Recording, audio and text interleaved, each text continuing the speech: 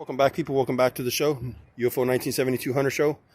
All right, this is part two of the, what is this? Part two of the fuel tank access door. My nephew, the Jotnar, showed up, alias Jotnar. It means, and if you don't know what a Jotnar is a Godzilla-sized troll. Ancient times. Anyway, so brought the saws all day today, and as you notice, this is what it looks like when you cut the Nissan plastic bed protector, right? So I just cut the sides off and that off, and I flex sealed that. I got to redo it because I had a lawnmower in here the other day, was bashing the crap out of it. But anyway, so this is my cover. Nothing looks different, right? It looks all, like nothing. And then you come over here, you lift this. Voila, there it is. So if you're standing from this side of the truck, the rib, the high rib that goes close to the wheel well, right? Take a picture of it, hit pause. This is exactly how you do it, where you can access the whole top of the fuel tank. If you're going to do a carb conversion or replace your fuel pump or your hoses or your wires, etc., without having to drop your tank. In my case, if I have to put in a lower PSI external fuel pump, which I have, I can always get right to it. I'll tap into one of those wires, and when I turn on my key, it'll turn on the pump. It's just 12 volts, power and ground. That's it. On, off, on, off. Here I can get to the fuel feeder. I can get to the vent line, and I can get to the in and the out. So I'm going to wash this. This is how dirty a gas tank can get from the top. Drive shaft.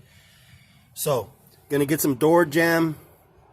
I forget what it's called, but the stuff that you put on the door trim, yeah, door edge trim.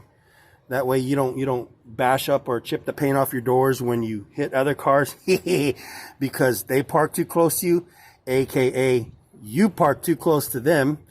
But anyway, yeah, so this is the cut I did. Notice how it kind of has like a little hook on the inside, and that's because it's a little bit closer to the main fuel feeder, to fill the tank up.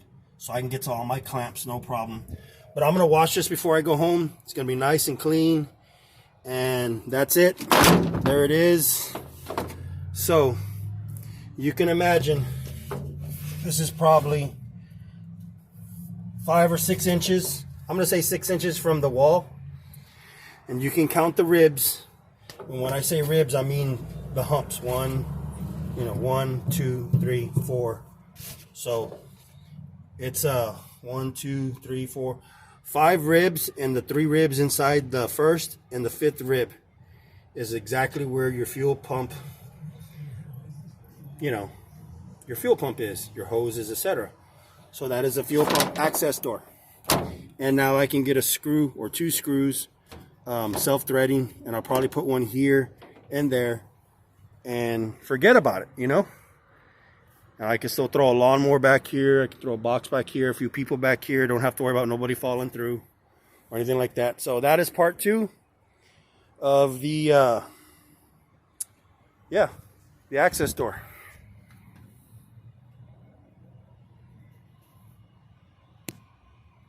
Seriously got to wash my truck. But anyway, I was waiting till I did this. All right, guys. Hope you enjoyed.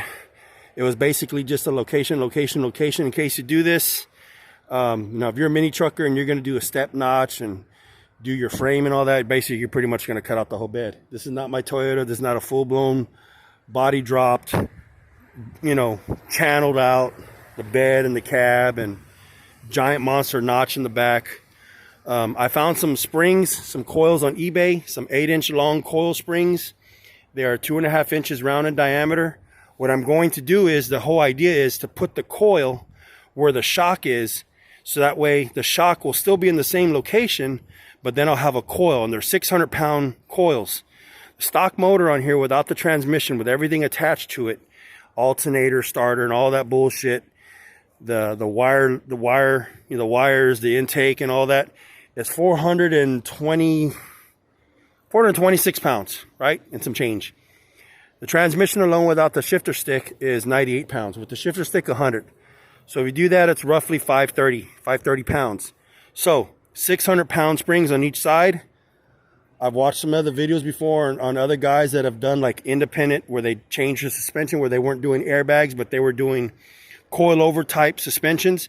So this will allow me to put a spring in the front while keeping it lower, maybe a little bit lower than this right here in the front, without bottoming out.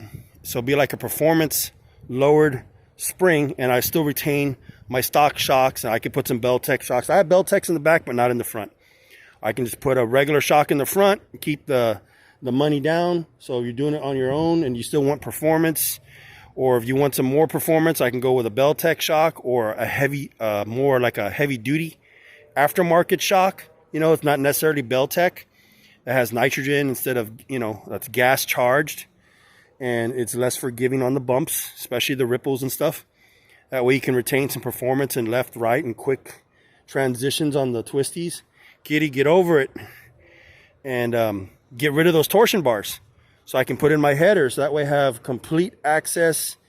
Don't have to worry about cutting it too close with the, you know, the collector being an inch away, or the motor moving in the motor mounts and hearing that ding every now and then against the torsion rod. You know, don't need that. And the torsion rods are just more weight too. They're just long, big, you know, rods that act like coils that twist, and that's what gives you your front spring effect. Other than that, keeping it simple, keep it stupid, think outside of the box, and that'll do it for this video today. Peace.